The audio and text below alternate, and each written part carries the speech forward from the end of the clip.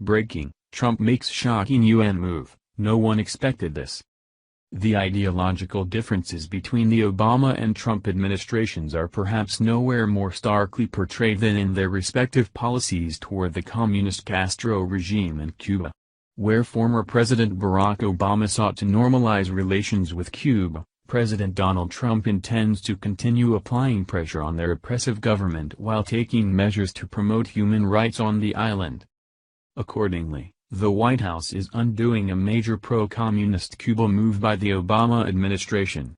As The Hill reports, the Trump-appointed ambassador to the United Nations, Nikki Haley, will vote on Wednesday against the UN resolution that condemns the U.S. embargo on Cuba.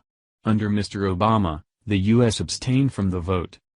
The international community is largely against the U.S. embargo on Cuba, which seeks to limit the flow of money to the Castro regime known around the world for its political persecution and human rights abuses. The Obama White House, through then Ambassador to the United Nations Samantha Power, broke tradition by abstaining from voting on the UN resolution condemning the U.S. over its Cuba embargo. The U.S. had repeatedly voted against the resolution for 25 years before the Obama administration abstained in 2016. The gesture was largely seen as former President Obama's way of signaling defiance to the Republican Congress that ignored his calls to lift the Cuban embargo. At the time of the surprising abstention, Ambassador Power said, "After 50-plus years of pursuing the path of isolation, we have chosen to take the path of engagement. But the Trump administration is undoing Mr. Obama's Cuba policy." The vote against the resolution follows an announcement from the White House earlier this year that President Trump is reversing his predecessor's approach to the communist nation. New rules under the Trump administration prohibit financial transactions that go toward the business arm of Cuba's military. As expected, Senate Democrats urged the White House to follow Mr. Obama's lead and abstain from the vote.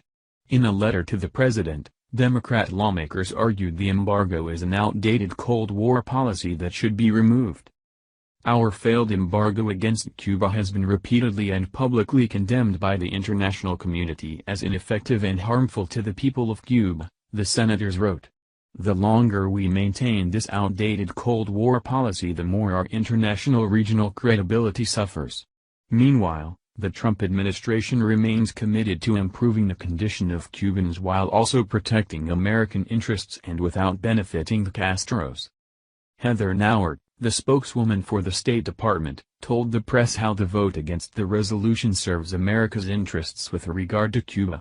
"The Trump administration policy gives greater emphasis in advancing human rights and democracy in Cuba, while maintaining engagement that serves U.S. national interests, maintains engagement on areas of U.S. national interest, ensures U.S. engagement, benefits the Cuban people and ensures compliance with the statutory ban on tourism." Interestingly, the announcement comes as the U.S. investigates mysterious medical injuries suffered by American embassy personnel in Havana, which included permanent hearing loss, balance problems, and difficulty sleeping. Reports suggest the injuries are the result of sonic attacks targeting the American citizens working in the embassy compound. If the claim is true, it may be another factor driving the White House's decision to seek a more hardline approach to dealings with Cuba. Thank you for watching this video. What do you think about this? Share this on Facebook and Twitter along with your comments.